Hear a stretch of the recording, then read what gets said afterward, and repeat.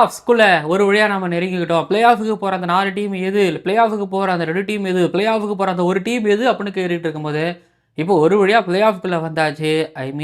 IPL 2026ஓட இறுதி கட்டத்துக்கு நம்ம நெருங்கியாச்சு. இப்போ குவாலிஃபயர்ஸ் 1ல் ராயல் சேலஞ்சர்ஸ் பெங்களூரும் குஜராத் டைட்டன்ஸும் மோத போகிறாங்க. யார் ஜெயிச்சு யார் அணியாக ஃபைனலுக்கு போக போகிறது? அதாவது 2 டீமுமே டிசர்வ்டு, அதில் டவுட்டே கிடையாது. இந்த சீசன் மட்டும் கிடையாது, இங்கே பாருங்கள், இந்த சீசன் மட்டும் கிடையாது. அதாவது இந்த கோவிடுக்கு அப்புறம் இல்லைனா இந்த 10 டீமும் ஆக்கினாங்கல்ல, அதுக்கப்புறமும் பார்த்திங்க அப்படின்னா ஆர்சிபி கன்சிஸ்டண்ட்டாக இருந்திருக்கிறாங்க. டீமாங்கிறத தாண்டி அந்த மேனேஜ்மெண்ட் மாறினாலும் திரும்பி அந்த மேனேஜ்மெண்ட் மாறினதுக்கப்புறம் தான் அவங்க கப்பு வின் பண்ணுறாங்க. கன்சிஸ்டண்ட்டாக இப்போ பிளே ஆஃபுக்கும் வந்திருக்கிறாங்க. முன்னாடியும் பின்னாடியும் ஆர்சிபி கன்சிஸ்டண்ட்டாக இருந்திருக்கிறாங்க. சோஃபார் சக்ஸஸ்ஃபுல்லான டீமாக இருந்திருக்கிறாங்க. அதுக்கப்புறம் நீங்கள் ஜிடி எடுத்துக்கிட்டிங்க அப்படின்னா அவங்க வந்ததுக்கப்புறம் ஒரு கப்பு வின் பண்ணி அதுக்கப்புறம் ஃபைனல் ரெகுலராக பிளே ஆஃப் வந்துருக்கிறாங்க. ஒரே ஒரு தடவை தான் பார்த்தீங்க அப்படின்னா அவங்க பிளே ஆஃப் வராமல் வெளில போயிருக்கிறாங்க. நீங்கள் சொல்லலாம் சிஎஸ்கே சக்ஸஸ்ஃபுல்லான ஒரு டீம் போஸ்ட் கோவிடுக்கு அப்புறம் 2 கப்பு வின் பண்ணாங்க, ஒத்துக்கிறோம். ஆனால் அதுக்கப்புறம் மற்ற சீசன் இந்த போஸ்ட் கோவிடுக்கு அப்புறம் சிஎஸ்கே சரி டாப்பில் இருக்காங்க, 2 கப்பு வின் பண்ணியிருக்கிறாங்க அப்படின்னா அதுக்கு அடுத்தபடியாக ஆர்சிபி, அதுக்கு அடுத்தபடியாக நம்ம வச்சுக்கலாம் குஜராத் டைட்டன்ஸ். ஸோ இப்போ சிஎஸ்கே இல்லை, இப்போ ஜிடியும் ஆர்சிபி இருக்கிறாங்க. குவாலிஃபயர் சொல்லிருந்து ஃபைனலுக்கு போக போகிறது யாரு? பிளே போல்டு நண்பா நண்பீஸ் கமெண்ட் பண்ணுங்க. 2வது தடவையா பேக் டு பேக் 2வது தடவையா ஆர்சிபி ஃபைனலுக்கு போவாங்களா, டிஃபெண்டிங் சாம்பியனா அப்படின்னு கமெண்ட் பண்ணுங்க. குஜராத் தமிழர்களே, ரசிகர்களே, நண்பர்களே, நீங்கள் என்ன நினைக்கிறீங்க? குஜராத் டைட்டன்ஸ் ஜெயிப்பாங்களா அப்படின்னு கமெண்ட் பண்ணுங்கள். அதாவது பிளே பால் நண்பா நண்பீஸ் ஆர்சிபி பிளே ஆஃப்ஸுக்கு போகும் அப்படின்னா ரெட் கலரை ஹார்ட் போட்டு ஃபைனல் அப்படின்னு கமெண்ட் பண்ணுங்கள். இங்கே குஜராத் தமிழர்களே, தமிழச்சிகளே, ஒருவேளை ஜிடி இங்கே இப்போ ஃபைனலுக்கு போவாங்க அப்படின்னா நீங்கள் ப்ளூ கலர் ஹார்ட்டை கமெண்ட் பண்ணி ஃபைனல் அப்படின்னு கமெண்ட் பண்ணுங்க.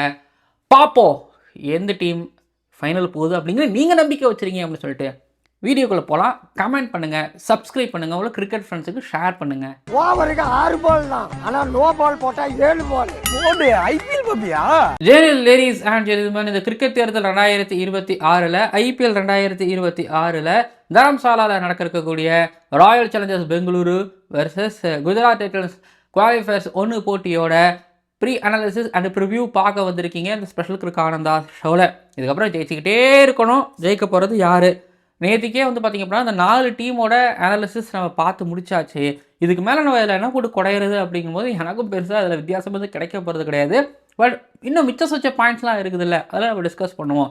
சரி, நான் இப்போ 2 டீமோ எடுத்துக்கிட்டிங்க அப்படின்னா ஃபஸ்ட்டு இல்லை தரம்சாலாவுக்கு போயிடாமா? சரி, தரம்சாலாவோட பிச்சு எடுத்துக்கிட்டிங்க அப்படின்னா, வெதர் எடுத்துக்கிட்டிங்க அப்படின்னா, டாஸ் எடுத்துக்கிட்டிங்க அப்படின்னா பிச்சில் அதாவது மழை வருமானா மழை வராது தரம்சாலா அப்படிங்கிறது இது வரைக்கும் வெதர் ரிப்போர்ட்டில் பார்த்தேன். ஃபோர்காஸ்ட்டும் அதான் சொல்லுது.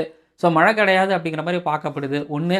அதுக்கப்புறம் பிச்சு பார்த்திங்க அப்படின்னா பொட்டி கிரவுண்டு, பட் விடு விக்கெட் மட்டும் பெருசாக இருக்கும். ஓப்பன் கிரவுண்டு எனக்கு நைட் நேரத்தில் அந்த காற்று அங்கே ப்ரீஸினஸ் இருந்துக்கிட்டே இருக்கும், ஜில்லுன்னு இருக்கும். அங்கே ஃபீல்டர்ஸ் கேட்ச் விடுவாங்க. ஸோ பனியும் காரணமாக இருக்கலாம், காற்று ஒரு காரணமாக இருக்கலாம், சில்னஸும் ஒரு காரணமாக இருக்கலாம். அங்கே ஃபீல்டையும் எந்த டீம் ரொம்ப கட்டுக்கோப்பாக பண்ணுறாங்களோ, கையில் வர கேட்சஸ் எடுக்கிறது இருக்கலாம், டைவ் அடிச்சு எடுக்கிறதா இருக்கலாம். ஸோ எப்படி பார்த்தாலும் பார்த்திங்க அப்படின்னா எனக்கு என்னமோ தரம்சாலாவோட அந்த சீதோஷ நிலை அப்படிங்கிறது ஃபீல்டிங்கை பாதிக்கப்படுமோ அப்படிங்கிற மாதிரி எனக்கு தோணுது. இங்கே ஜிடி ஃபீல்டிங்கில், ஆர்சிபி ஃபீல்டிங்கில் 2 டீமும் அவ்வளோ மோசமான டீம்லாம் கிடையாது, நல்ல டீமாக தான் நான் பார்க்குறேன். இதுபோக பார்த்திங்க அப்படின்னா பிச்சு, பொட்டி கிரவுண்டு, முன்ன சொன்ன மாதிரி மிடு விக்கெட், எக்ஸ்ட்ரா கவர் அது ரொம்ப பெருசாக இருக்குமே தவிர மற்றபடி பார்த்திங்க அப்படின்னா நான் ஒன்று சொல்லுவேங்க. இந்த கிரவுண்டில் இங்கே 3 மேட்ச் நடந்திருக்கு. 3 மேட்ச்சும் பார்த்திங்க அப்படின்னா 200+ அப்படிங்கிற ரன்கள் இங்கே அடிக்கப்பட்டு இருக்குது. ஆமாம், அடிக்கப்பட்டு இருக்குது அப்படின்னாலும் 2 தடவை பார்த்திங்கன்னா 200+ ரன்ஸை சேஸ் பண்ணப்பட்டிருக்குது.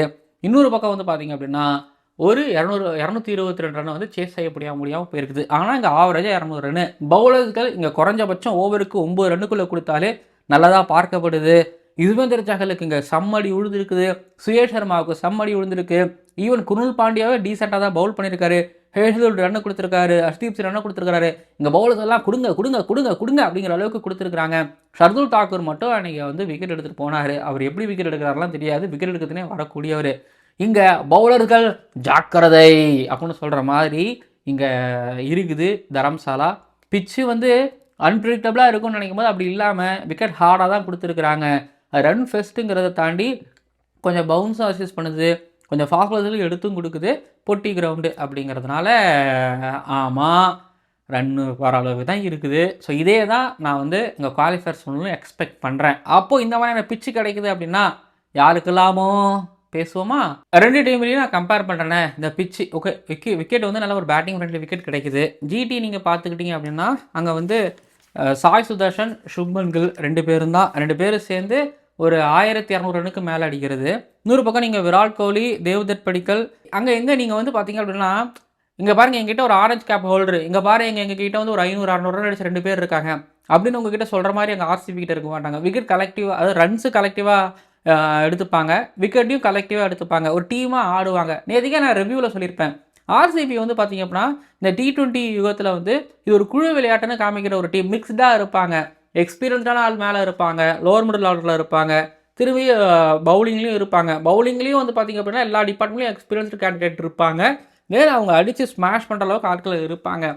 இங்கே அதிகமான சிக்ஸர்ஸ் அடிக்கக்கூடியவங்க. இப்போ தரம்சாலா பொட்டி கிரவுண்டு, நீங்கள் 1-2 தடவிட்டு இருக்கக்கூடாது. பவுண்ட்ரி ஓகே, பட் அதை தாண்டி சிக்ஸர்ஸ். ஸோ இப்போ ஒன்றும் உங்களுக்கு அவுட் சைட் ஆஃப் பால் வெளியே போடுறாங்க, இப்படி எத்துறீங்க, அந்த எத்துற பால் எட்ஜ் ஆகி 4 போயிடும் ஆட்டோமேட்டிக்காக. அப்படி இருக்கக்கூடிய இங்கே தரம்சாலாவில் நீங்கள் எவ்வளோ சிக்ஸர்ஸ் அடிக்கிறீங்களோ புரியுங்களா? அவுட் சைட் ஆஃப் பால் எடுத்து 6 அடிச்சிட்டாங்க அப்படின்னா எங்கேயும் போட முடியாது, எங்கே போட்டாலும் அடிதான். ஸோ அப்படி இருக்கிற ஒரு டீம் யார் இங்கே? குஜராத் டைட்டன்ஸ். எனக்கு புரியுது, சாய் சுதர்ஷன், சுப்மன் கில் அவங்க ஸ்ட்ரைக் ரேட்டில் ஆடிட்டு இருக்கிறாங்க, 100 அடிச்சிருக்கிறாங்க, 2 பேரும் 6, 7 50s அடிச்சிருக்கிறாங்க. இது போக வந்து பார்த்திங்க அப்படின்னா பவுண்டரிஸோட ரேஷியோஸ் அதிகமாக இருக்குது. ஆனால் நான் பவுண்டரிக்கு சற்றும் குறைச்சதில்லை, சிக்ஸுக்கு சற்றும் குறைச்சதில்லை, பவுண்டரிஸு டவுட்டே கிடையாது தான். ஆனால் என்ன, இந்த பக்கம் கில்லு, சாய் சுதர்ஷன் இவங்களை டிபெண்ட் பண்ணி தான் இருக்கிறாங்க. கீழே Jason Holder, Washington Sundar, Jos Buttler இவங்க இருக்கலாம். ஆனால் இந்த பக்கத்தில் நீங்கள் எடுத்து பாருங்களேன், ஆர்சிபி பொறுத்த வரைக்கும் நீங்கள் ஒரு மாதிரி நான் தெரில, எனக்கு ப்ராமிசிங்காக எனக்கு சொல்ல தெரியல. ஆனால் வரவங்க எல்லாம் இந்தியன் டீம் இன்னும் எப்படி பைலடர் சீரீஸில் இருந்தாங்களோ அதே போல் வரவங்க எல்லாம் 30-40 ரன், வரவங்க 30-40 ரன். தேவதர் படிக்கல் வந்த very first ball 6, second ball 4 இப்படி அடித்து ஸ்டார்ட் பண்ணி குப்புன்னு எடுத்துகிட்டு போகிறவர். ஒரு பக்கம் சைட் ஸ்டாண்ட் பண்ணி விராட் கோலி நின்று எடுத்துகிட்டு போகிறாரு. ஸோ 2 டீமோட பேட்டிங்கு நீங்கள் பார்க்கும்போது டோட்டலாக வேறு பேரலல் வேர்ல்டில் வந்து ட்ராவல் பண்ணுவாங்க. ஒருத்தவங்க கேம் ஸ்டைல் அப்படிங்கிறது இங்கே வேறையாக தான் இருந்துக்கிட்டு இருக்கும். ஆனால் என்னன்னா ஜிடியை பொறுத்த வரைக்கும் அவங்களுக்கு இந்த டாப் 2 ரொம்ப டிபெண்ட் பண்ணியிருக்காங்கிறதுனால புவனேஸ்வர் குமார், ஹேசல்வுட் இவங்க 2 பேரும் சூற விட்டாங்க அப்படின்னா அங்கே தான் ஜிடி கஷ்டப்படுவாங்க. இப்போ நீங்கள் சால்ட்டுங்க வராருன்னு சொல்கிறாங்க, சால்ட்டு வரலைன்னாலும் பெத்தலை வச்சு ஆடி இப்போ கோலி அவுட் ஆனாலும் தேவ்தத் படிக்கல், அதுக்கப்புறம் ரஜத் படிட்டாரு, டிம் டேவிடு இவங்கெல்லாம் சேர்ந்து ஒரு தடுமாறி 200 ரன் அடிக்கிறாங்க. ஆனால் அங்கே கில்லோ, சாய் சுதர்ஷன் 2 பேரையும் இயர்ல எடுத்துட்டாங்கன்னா தடுமாறி அவங்களால 200 அடிக்க முடியாது. அங்கே அதுதான் பிரச்சனை. ஜாஸ் பட்லர் ஒரு வேளை அவங்க அடிக்கிற ஸ்கோரை இவர் அடித்து மலம் முழுங்கி மாதிரி அடிச்சிட்டாருன்னு வைங்களேன், அங்கே தான் வந்து பார்த்தீங்க அப்படின்னா ஜிடி தப்பிப்பாங்க. ஆனால் பவுலிங் 2 பக்கமும் வந்து பார்த்தீங்கன்னா மொரட்டாக இருக்குது, அது டவுட் கிடையாது. ஆனால் பேட்டர்ஸ் யாரை தேர்தலில் நல்லா பண்ணுவாங்க அப்படிங்கிறதா கேள்வி. நாக் அவுட்ஸ் அப்படின்னு வரும்போது, நம்ம கண்டிஷன்ஸ் அப்படின்னு வரும்போது விராட் கோலியை நீங்கள் பெருசாக ரேட் பண்ணலாம். சால்ட்டு வராரு கேமுக்குள்ளே அவருக்கும் சரி, தேவ்தத் படிக்கலும் சரி, ரஜத் படிதாருக்கும் சரி, இந்த மாதிரியான கிரவுண்டில் 6 அடிக்கிறது ஒன்றும் அவங்களுக்கு பெரிய விஷயமே கிடையாது. அதே போல் தான் நாங்கள் கில்ல பார்க்குறேன், மூர்க்கத்தனமாக ஆடுவார். ஜாஸ் பட்லர் சைட் ஸ்க்ரீனை உடைக்கிற மாதிரி 6 அடிக்கக்கூடியவர், அவரும் வந்து பிடிச்சிட்டாருன்னா அவ்வளோதான், முடிஞ்சு போச்சு. இப்போ வாஷிங்டன் சுந்தரம் வந்து பார்த்தீங்கன்னா நிறைய ஃபைன் லெக்கில் 6 அடிக்கக்கூடியவர். 6 அடிக்கிறவங்க இருக்காங்க, பட் கன்சிஸ்டண்ட்டாக 6 அடிக்கிறவங்கும் போது அது ஆர்சிபி பக்கம் தான் இருக்கிறாங்க. ஸோ நம்ம முட்டு அந்த பக்கம் தான் கொடுக்க முடியுமே தவிர இந்த பக்கம் நம்ம எதுவும் கொடுக்க முடியாது. ஆனால் பவுலிங் வந்து பார்த்தீங்க அப்படின்னா நான் 2 பக்கம் முட்டிகிட்டே போவேன். ஏன்னா 2 டீமோட பவுலிங்கும் அட்டாக்கும் அவ்வளோ நல்லா இருக்குது. கம்பேர் பண்ணி நம்ம பேசலாம் பவுலிங் அட்டாக் பொறுத்த வரைக்கும். பவுலிங் விஷயத்தில் நான் ஜிடியை நம்பர் 1ன்னு சொல்லுவேன், பவுலிங் விஷயத்தில் ஆர்சிபியை நம்பர் 1ன்னு சொல்லுவேன். நான் இந்த பக்கத்தில் ஒரு குத்து, இந்த பக்கத்தில் ஒரு குத்துவேன். ஏன்னா 2 பேரும் பாருங்கள் எப்படின்னா குழு விளையாட்டு கலெக்டிவாக அப்படின்னு சொல்லியிருந்தால. Rabada 24 wicket, Bhuvneshwar Kumar 24 wicket, Rashid Khan 19 wicket, Rasikh Salam Dar 14 wicket, Siraj 17 wicket, Josh Hazlewood 12 wicket, Prasidh Krishna 14 wicket, Holder Krunal Pandya 11 wicket, Holder 13 wicket, இங்கே சுயேஷ் சர்மா 9 விக்கெட்டு. இங்கே நீங்கள் எக்கானமி ரேட் பார்த்தீங்கன்னா தான் ரபடா 9, புவனேஸ்வர் குமார் வந்து பார்த்தீங்கன்னா 8, ராஷித் கான் வந்து இங்கே 8, அவர் 8 வச்சிருக்காரு, ராசிக் ஸ்லம்தர் 9, சிராஜ் இங்கே 8 வச்சிருக்கிறாருன்னா, ஜோஷ் ஹேசல்வுட் 9 வச்சிருக்காரு, Prasidh Krishna 10, grill Pandya 8, Jason holder 7, ஆனால் கம்மியாக தான் மேட்சஸ் ஆடிருக்காரு. சுயேஷ் சர்மா 9. ஸோ 2 டீமில் நீங்கள் எது பெஸ்ட்டுன்னு சொல்லுவீங்க? ஜிடி பெஸ்ட்டுன்னு சொல்லுவீங்களா அப்படின்னா ஜிடியும் பெஸ்ட்டு தான். ஆர்சிபி பெஸ்ட்டுங்களா? ஆர்சிபியும் பெஸ்ட்டு தான், அதில் டவுட்டே கிடையாது. 2 பேரும் சேர்ந்து விக்கெட் எடுத்துக்கிறாங்க. ஆனால் ஜிடியை பொறுத்த வரைக்கும் அவங்க 163 150க்குள்ளே ஆல் அவுட் பண்ணி அவங்க ஆல் அவுட் பண்ணுவாங்க. ஆர்சிபி பொறுத்த வரைக்கும் ஒரு 6லேருந்து 8 விக்கெட் என்னமோ எடுப்பாங்க. பட் ஜிடி இந்த இடத்துல கொஞ்சம் ஒரு அப்பர் ஹேண்டாக இருக்கிற மாதிரி இருக்கலாம். சரி, அப்படியே இப்போ ஜிடியோட பவுலிங்கிறத தாண்டி இப்போ ஆர்சிபியோட பவுலிங் எடுத்துக்கிட்டிங்கன்னா கில்லு, பட்லர், சாய் சுதர்ஷன் இவங்களுக்கு எகென்ஸ்டாக Hazlewood and Bhuvneshwar Kumar power பிளேயே ஸ்ட்ரைக் பண்ணிக்கிட்டே இருக்காருன்னா கூட அவருக்கு ஹேஷ்லூட் அவ்வளோ சிறப்பாக கை கொடுக்குறாரான்னு தெரியாது. ஆனால் அன்னைய டே இப்போது நாக் அவுட்ஸ்னு வரும்போது ஹேஷ்லூட் மொத்த திறமையும் வெளிப்படுத்தி இந்த மேட்ச்சில் போடும் பட்சத்தில் ஹேஷ்லூட்டோட கைவரிசையில் கில்லும் சாய் சுதர்ஷனும் விழுந்தாங்க அப்படின்னாலே ராசிக் சலாம்தார் எல்லா நாளும் நல்லா போடுறாரு, ரன்ஸை லீக் பண்ணுவார், ஆனால் விக்கெட் எடுப்பார். இப்போது அங்கே ஜாஸ் பட்லரோட விக்கெட் எடுத்துட்டாருன்னா அவ்வளோதாங்க, முடிஞ்சிச்சுங்க. இந்த டாப் 8 ஓவர்ஸ் ஆர்சிபி பேரை முதல் 8 ஓவர் சரியாக அமைஞ்சு இந்த 3 பேர் சரியாக போட்டாங்க அப்படின்னா ஜிடி கஷ்டம்தான். சுயேஷ் சர்மா வருவார், குருல் பாண்டியா டாட் போட்டு போவார். சுயேஷ் சர்மா அடிக்கலாம், ஆனால் ஒரு ஓவரில் விக்கெட்டு விழுறதுக்கும் வாய்ப்புகள் இருந்துக்கிட்டு இருக்குது. பட் வாஷிங்டன் அண்ட் ஹோல்டர் அவங்களுக்கு அந்த ப்ரெஷரில் ஆடி இப்போ நிறைய பழக்கம் இருக்குங்கிறதுனால, முக்கியமாக வாஷிங்டன் சுந்தர் இப்போ ரீசெண்டாக ஜிடிக்காக 50லாம் அடிச்சிருக்கிறாரு. அப்படிங்கும்போது அவ்வளோ ஈஸியாக இருக்க போகிறதில்ல அந்த நாக் அவுட்ஸ் அப்படிங்கிற மாதிரி நான் எதிர்பார்க்குறேன். அப்புறம் டாஸை பொறுத்த வரைக்கும்னா ஆர்சிபிக்கு அந்த பிரச்சனையே கிடையாது. ஏன்னா ஆர்சிபியோட டீம் முழுக்க இந்த டாஸை டிபெண்ட் பண்ணி கிடையாது. எந்த கண்டிஷன்ஸ்லையும் அவங்க ப்ளே பண்ணுறாங்க, பெட்டராக ப்ளே பண்ணுறாங்க அப்படிங்கிறதோ இங்கே நான் தெரிவிச்சுக்கிறேன். ஸோ ஜிடி டாஸை வின் பண்ணி ஃபஸ்ட்டு பேட்டிங் எடுத்து அதை டிஃபெண்ட் பண்ணுற அளவுக்கு போகலாம். இது நாக் அவுட்ஸ் கேம் அப்படிங்கிறத தாண்டி இது நீங்கள் ஆர்சிபி கிட்ட கொடுக்கும்போது அங்கே இருக்கக்கூடிய எக்ஸ்பீரியன்ஸான கேண்டிடேட் அவங்களோட அவங்களோட கிரிக்கெட்டை யூஸ் பண்ணி இங்கே என்ன எக்ஸ்பீரியன்ஸான டீம் இருக்காங்களே அவங்களுக்கு அகேன்ஸ்டாக ஒரு வேளை நான் நினைக்கிறேன், பாப்பா என்ன நடக்குதுன்னு தெரியல. பட் டாஸ் ரொம்ப இம்பார்ட்டண்ட் இங்கே அப்படின்னு நான் சொல்லுவேன். பார்ப்போம் என்ன நடக்குதுன்னு. அப்புறம் இதில் நான் ஆர்சிபி ஜெயிக்கும்னு சொல்லிட்டு நான் இந்த சில பாயிண்ட்ஸ்லாம் ஆட் பண்ணுறேன். ஜிடி பொறுத்த வரைக்கும் ரபடா கிட்ட பேஸ், சிராஜ் கிட்ட பேஸ் இருக்குது. கண்ட்ரோல் எவ்வளோ பர்சன்டேஜ் அவங்கக்கிட்ட இருக்குது அன்றைக்கி டே அப்படிங்கிறது முக்கியம்னா, இன்னொரு பக்கம் ஹேஷ்லூட்டையும் அந்த கன்சிஸ்டன்சி பேஸ் அப்படி இருக்குது. கண்ட்ரோல் அன்றைக்கி டேயில் எவ்வளோ, பட் ரபடா விட சிராஜை விட கண்ட்ரோல் ஹேஷ்லூட்கிட்ட நல்லாவே இருக்கும். பட் இந்த சீசனில் அவ்வளோவா இல்லை. இன்னொன்று புவனேஸ்வர் குமார் பொறுத்த வரைக்கும் நிறைய ஃப்ளாட்டாக வச்சுருப்பார். திடீர் இங்கே இருக்கிற இந்த ப்ரீஸி கண்டிஷன்ஸில் அவர் பால் ஜிக்குன்னு வரும். நான் ஜிடி பக்கத்தில் மேபி இந்த ஹர்ஷத் கானோ இல்லை அசோக் சர்மாவோ, ஏன்னா Harshad Khan left arm fast bowler உள்ளே வரும்போது இன்ஜுரி ஆகிட்டாரா எனக்கு தெரியல. அப்டேட் வரும்பொழுது சர்ப்ரைஸாக வரும்பொழுது ஏதாவது வாய்ப்பு இருக்குது. ஹோல்டரோட பாலும் இங்கே அப்படி தான் கட்டர்ஸ் போடுவார். இந்த கண்டிஷன் கொஞ்சம் ஹார்டாக இருக்கும்போது கட்டர்ஸ் ஒர்க் அவுட் ஆகலாம். இங்கே பாருங்களேன், நம்ம இவங்க அவங்களுக்கு நம்ம பேட்டில் சொல்லியிருப்பேன், இவங்களுக்கு த்ரெட்டு அவங்களுக்கு த்ரெட்டுன்னு சொல்லிட்டு. பட் கன்ஃபார்மாக அது நடக்குமா அப்படிங்கிறது தெரியாது. இந்த பாருங்கள், இந்த ஐபிஎல் அன்பிரடிக்டபுளாக போயிட்டு இருக்குங்கிறதையும் நான் தெரிவிச்சுக்கிறேன். பட் நான் சொல்லிட்டேன், இவங்க ஜெயிக்கிறதுக்கு வாய்ப்பு இருக்குது, இவங்க ஜெயிக்கலாம், இந்த பேட்டில் நல்லாயிருக்கும் அப்படிங்கிற மாதிரி நான் சொல்லிட்டேன். ஸோ பவுலர்ஸோட எக்ஸிக்யூஷன் லெவல் ரொம்ப முக்கியம். மார்ஜின் ஆஃப் எரர் அப்படிங்கிறது அதுவும் பார்க்க வேண்டிய விஷயம். இடையில நான் ஒன்று சொல்லியிருப்பேன் நினைக்கிறேன், அங்கே ரபடா சிராஜ் எப்படி போடுறாங்களோ இங்கே ஜோஷ் ஹேஷ்லூட் புவனேஸ்வர் குமார் எப்படி போடுறாங்களோ நம்ம சொல்லியிருந்திருப்போம்ல. சுயேஷ் சர்மா, ராஷித் கான். சுயேஷ் சர்மா ஒரு 30-40 ரன் 50 ரன் போயிட்டாருன்னு வைங்களேன். ராஷித் கான் வெறும் 30 ரன் மட்டும் தான் கொடுத்துருக்கிறாருன்னு வைங்களேன். ஜிடி லாபம் அப்படி தான் சொல்லுவேன். ஏன்னா ஜிடி முழுக்க அவங்களோட ஃபாஸ்ட் பாலர்ஸை டிபெண்ட் பண்ணி போகிறாங்க. ஆனால் இங்கே ஆர்சிபி அப்படி கிடையாது. எக்ஸ்ட்ரா ஒரு ஸ்பின்னரோடவே அவங்க போகிறாங்க. குருல் பாண்டியாவை அவங்க ரொம்ப நம்புகிறாங்க. இல்லை கட் பண்ணிவிட்டு ரொமாரேஷ் அப்படியும் கொண்டு வராங்க. ரொமாரேஷ் அப்படி இங்கே எப்படி போகிறாருங்கிறதையும் பொறுத்துருந்து பார்க்கணும். சரி, இப்போது ஜிடியோட பவுலிங் வர்சஸ் ஆர்சிபியோட பேட்டிங்கில் வரும்போது சிராஜ் லெஃப்ட் ஹேண்டருக்கு டெட்லி டேஞ்சரு. அன்றைக்கி கூட ஒன்றும் இல்லை, வாஷிங்டன் சுந்தர் கோலியோட விக்கெட் பிடிச்சிருந்தா அன்றைக்கி என்ன வேணாலும் நடந்திருக்கலாம். சிராஜ் ஆர்சிபிக்கார் 6 முன்னாடி ஆடி இருக்கிறாரு. விராட் கோலிக்கு ஒரு த்ரெட்டாகவும் இருப்பார், சால்ட்டுக்கும் த்ரெட்டாகவும் இருப்பார்.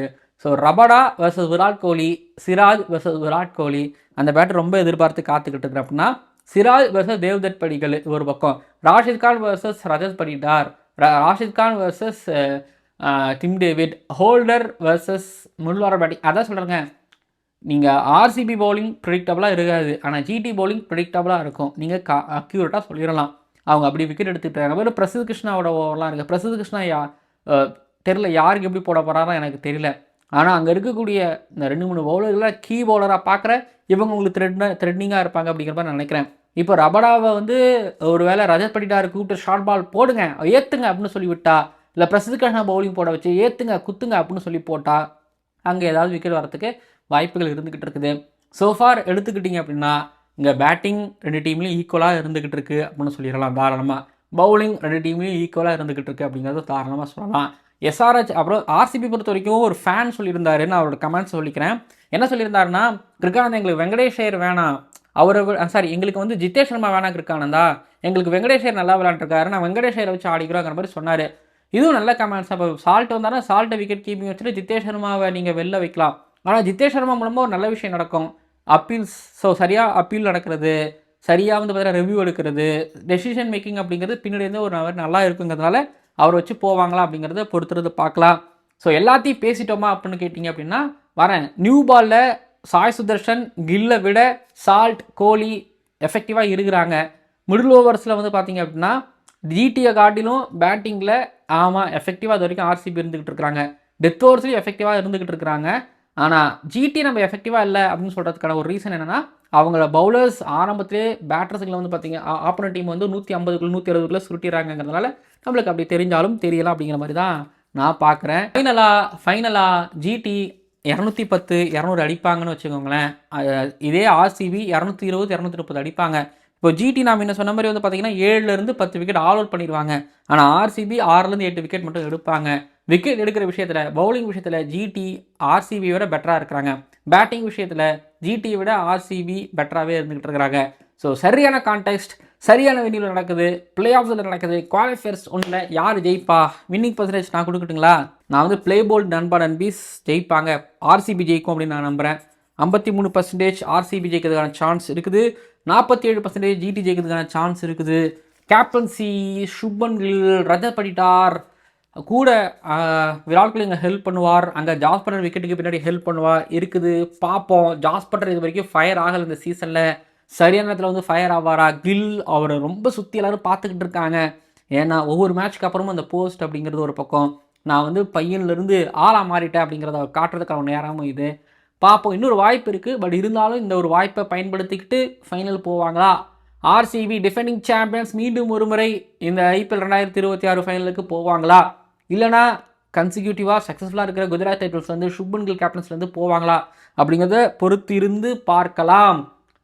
என்ன நடக்குதுன்னு பார்க்கலாம். ஓகேங்களா? சேனலுக்கு சப்ஸ்கிரைப் பண்ணிடுங்க. யார் பிளே ஆஃப்ஸ் போவாங்க அப்படிங்கிறத கமெண்ட் பண்ணுங்கள்.